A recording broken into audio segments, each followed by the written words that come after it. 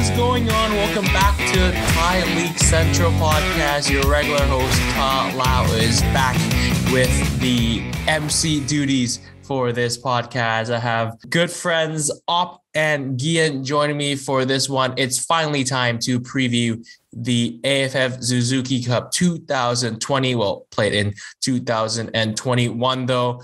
I'm very excited for this content as well as the other content that Thai League Central will be creating during the Suzuki Cup. So be sure to follow us on all our social media platforms. Now, let's not waste any time. Get to the other members of the Thai League Central crew, Gian and Obb. Gian, doing good, man? Yeah, all good. Excited for the Suzuki Cup, AFF Cup coming up. And Obb, you as well? Awesome, the weather's nice and it's perfect for Southeast Asia's best tournament. Exactly. We like to keep that excitement. Now, we're going to talk big picture first about the tournament. So the last time the AFF Suzuki Cup occurred back in 2018, pre-COVID, pre all that stuff, Thailand was under Milovan Rajevac. That seems like a lifetime ago, but unfortunately, Changsuk got eliminated in the semifinals, lost to Malaysia. And yeah, we're stuck here now in 2021, hoping that this side can do great things and return to the glory days again. Of course, Thai fans have their eyes on this tournament. Looking from a big picture, Gian, I'll go to you first. How much pressure is there on Thailand to win it? And also, what's your overall feeling about this team? Oh, I think and everyone knows there's lots of pressure because we have big expectations here. We have to win the competition. I think that the biggest point of annoyance or grievance for Thai fans over the past few years has been the fact that we are no longer number one in Southeast Asia. Our former coach, Akira Nishino, said it himself that he was surprised to find that Thai fans care a lot more about ASEAN than they do about competing in Asia more broadly. And that holds true. That's the reason why our past managers didn't succeed, because they struggled, at home in their own backyard. So there's big pressure now for Mano. He knows this very well, that he has to go and win, and he has to go and reassert himself as the biggest team in Southeast Asia. And about the team, I don't want to sound, too cocky or overconfident or arrogant about the team, but I genuinely think it's one of the strongest Thailand teams we could have put together or that I've ever seen, because you have a lot of players in that 2016 group who shone in that year. Tirasin, Tiraton, Chanatip, Sarat, they're still in there. And then there are other people from that group who didn't get in this squad. And then there are other younger players coming through, offer something different, offer more hunger, more dynamism. And I think when you put those together, put together the generation that's won for us in the past and one that's coming up now, being able to put them together and really show our best. And I think we look very strong. Yeah, let's hold the talk on the squad for now. We're going to come back to that a bit later. Lots of squad updates to give all of you guys listening to this podcast. Be sure to check us out on Spotify as well. Obb, I'll shift over to you now. So it's been, 3 years since the last Suzuki Cup.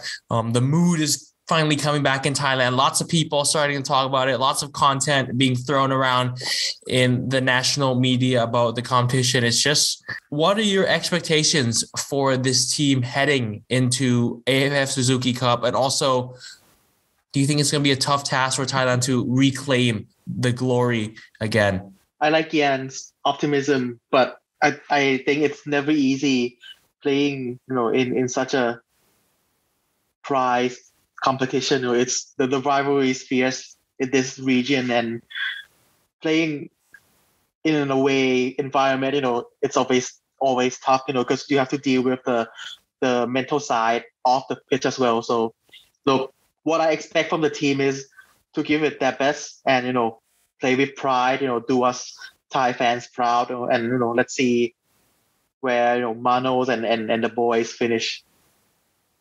Okay.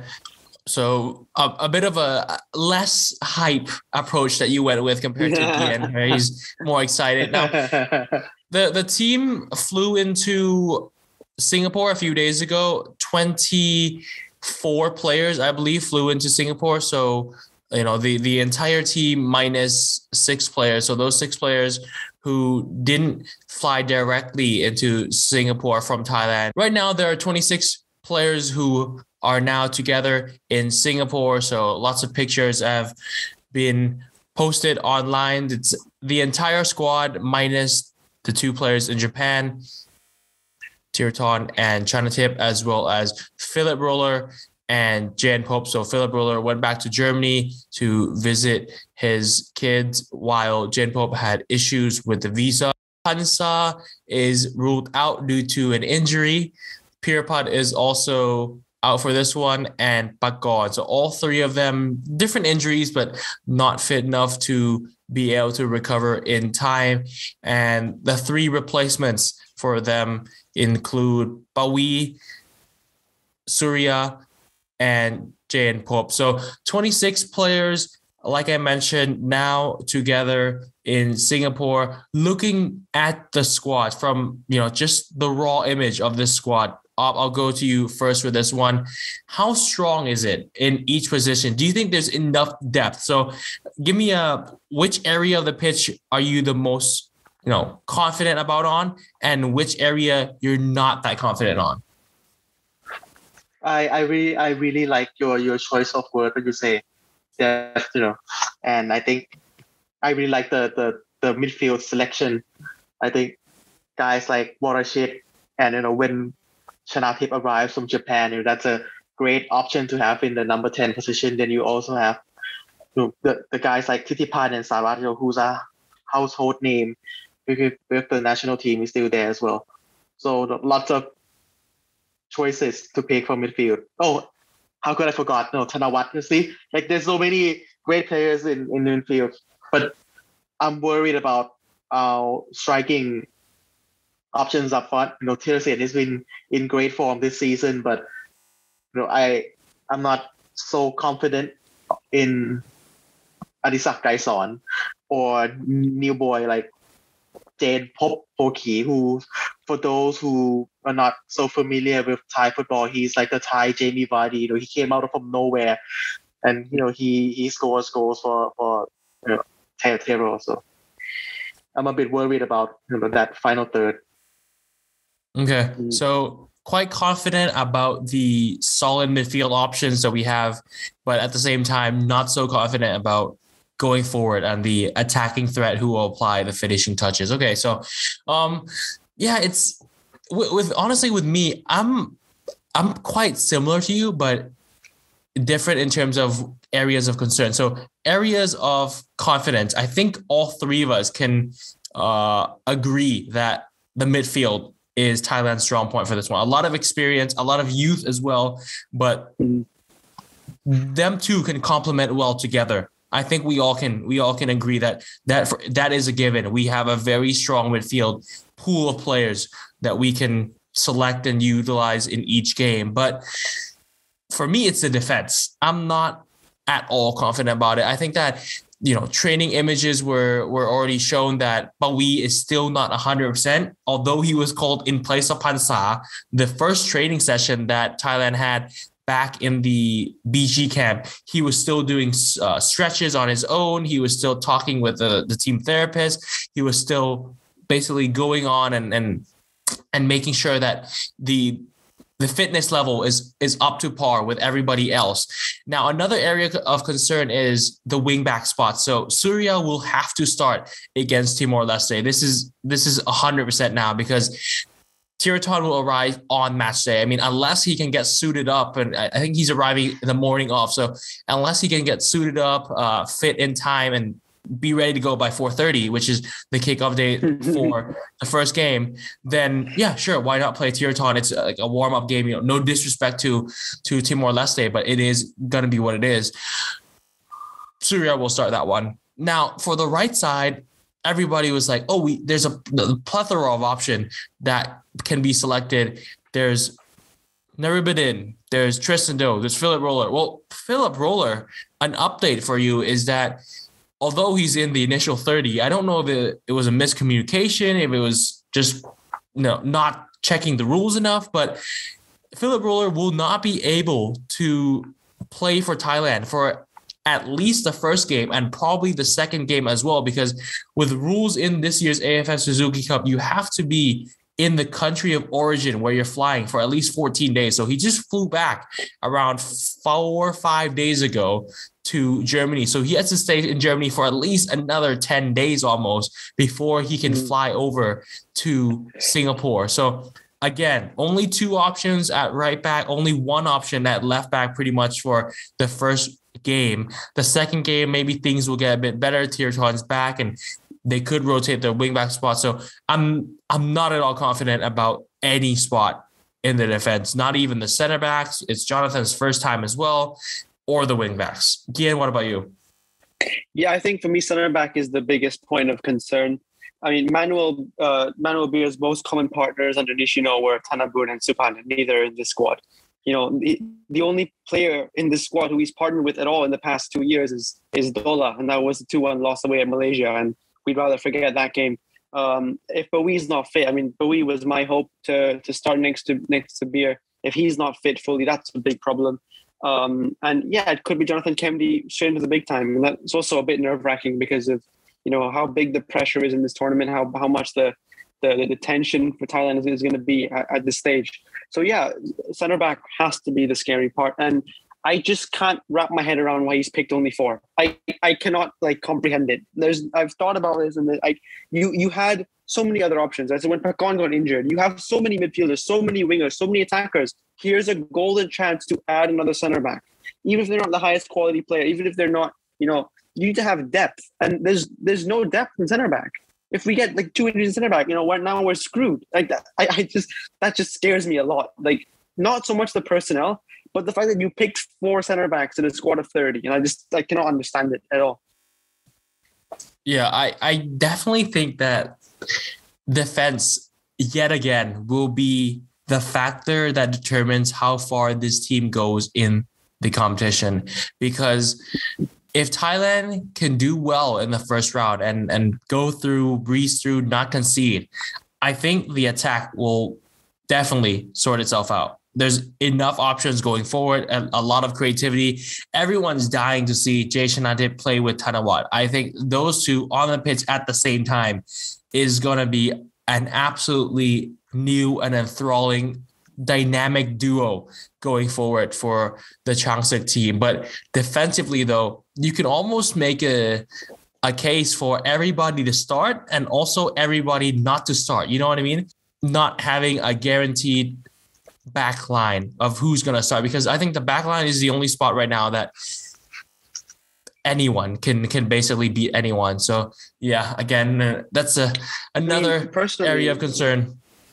I think that no matter what it is, I think it should be Manuel Beer and Pansa Henry Boon. No matter what, that should be the backup. Unfortunately, Pansa cares about Buyram more than he cares about Thailand. Let's put it how it is, and that's what we have to deal with. Okay, we're going to shift now to looking at the schedule and also which teams do you think in the group or team will pose the biggest threat to Thailand. So December 5th, kickoff at 4:30 against Timor-Leste. December 11th, a 7:30 p.m. kickoff against Myanmar. December 14th, so just a 3-day gap there, against Philippines at 4:30. And then to wrap things up, December 18th, the biggest clash in the group, a 7:30 kickoff between Thailand and Singapore. So 4 games within the span of just under 2 weeks. All games will be broadcasted on Channel 7 and all games will be played at the National Stadium, the glorious stadium that Singapore has. So very perfect conditions there, up to European standards. So no excuses about poor pitch quality at all, or the weather or anything like that. It's just 2 sides going at it. Maybe the ref, that could play a factor because there's no VAR. But looking at the pool of games right there, Gian, which games do you think Thailand will have to really bring their A game, and which opponent will test Thailand the most? Well, I think there are 2 big opponents there, the Philippines and Singapore. Obviously, Singapore with home advantage, they could be a very tough opponent. Looking at their back line of Irfan and Safwan, that's going to be tough to break down. Of course, Irfan has a lot of experience against these Thai players. So the team I'm worried about is the Philippines. I think that they've put together a very strong squad. Of course, a few players based in Thailand. They'll be disappointed that they couldn't get their full strength squad, including some players based in Europe. But the one they do have, I think, is pretty strong. They have a couple of players that are joining like for the first time who could be very good. They've got this one guy, Marañón, who is naturalized Spanish player. And they've got a guy called Jasper Nyholm at the back who plays in Sweden. So a couple of new players we haven't seen from them before. I think they could be an unexpected force in this tournament. Now, what about you? Philippines or Singapore? Which team do you think will be a bigger test for Thailand? Or maybe Myanmar? I mean, Myanmar is there could be a surprise factor, but I'm gonna go with Singapore as the biggest threat to Thailand in this group. I've been listening to a lot of Reach Roshan Rise YouTube channel, and I think the mood inside the Singaporean camp, sounds optimistic, and when you have a group of happy international who's playing regularly joining together, I think it's they could produce something magical. Hopefully it's not against us or not good enough to see them go through. But yeah, Singapore definitely a team to watch. I think all three of the Fandi brothers are on the team, if I'm not wrong. Double check that real quick. But yeah, I think all three of them are. Yep. Yeah, so Ilsan. Yeah. Ilsan, the youngest one. He is, like the Singaporean Mason Greenwood. Yeah, looks like an interesting talent. Solid team. I think in terms of team chemistry, there's a lot of S-League talents in there as well. So yeah, Singapore on the last match day, that could be a game where the winner will top the group in the end. Now, we're going to go straight into predictions. A lot of hot takes recently for the league. We did this for Thai League where we went out, said our predictions, who's going to finish top 4, who's going to win the league. We're going to do the same right here. So first question, Obb, you first. I'll answer it as well. Where will Thailand finish in the group and also with how many points? You go first. Oh.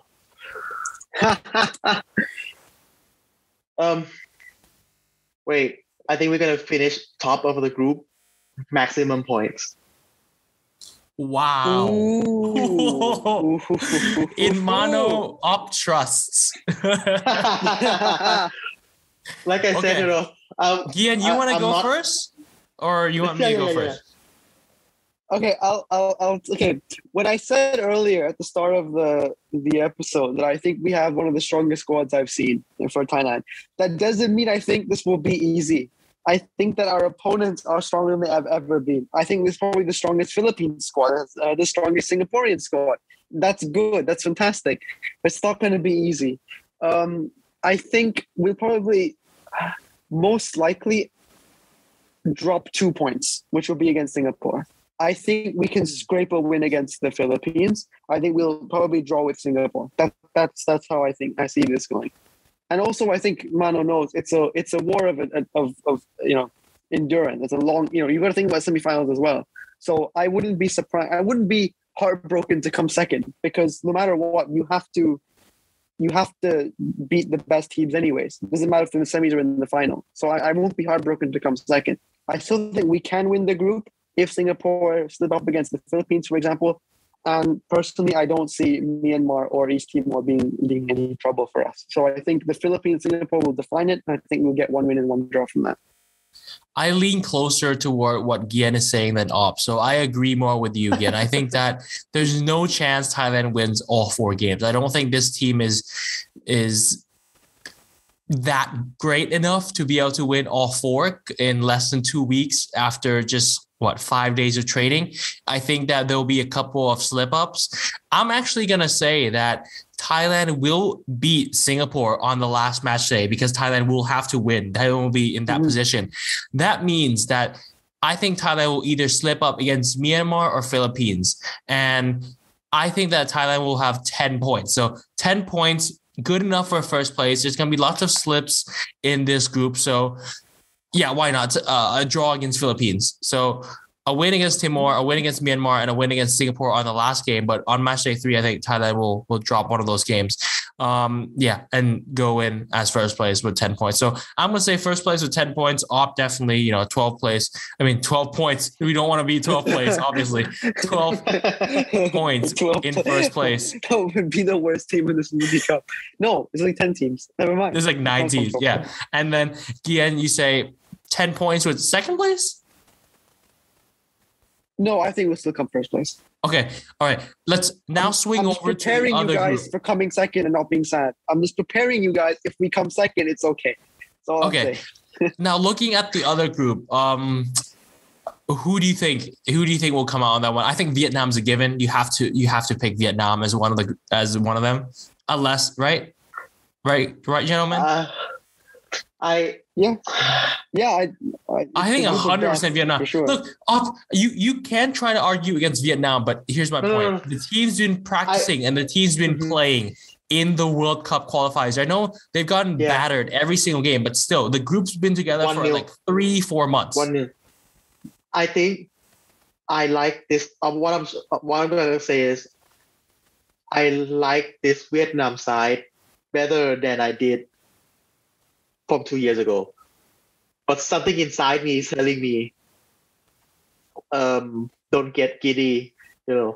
It's, I don't know. I have this feeling like it's too good to be true. Like they've won it 2 years before, and then now they've had a great, they've had great experience of playing against really good opposition in the World Cup qualifiers, and they are a better side now, definitely. It just seems too good to be true, and I just don't want to get too excited. But definitely Vietnam is the number one team in that group. Yeah, Vietnam is going through what Thailand went through back in 2016. So having to play the first games or the first half of the games of the World Cup qualifiers, losing, but at the same time they have this competition in between to gather the troops and rally themselves and improve their form. So I think that factor will make Vietnam want to perform super well, and they will, I think, be the best team in the other group. So I'm going to say Group B, it's Vietnam and Malaysia. What about you guys?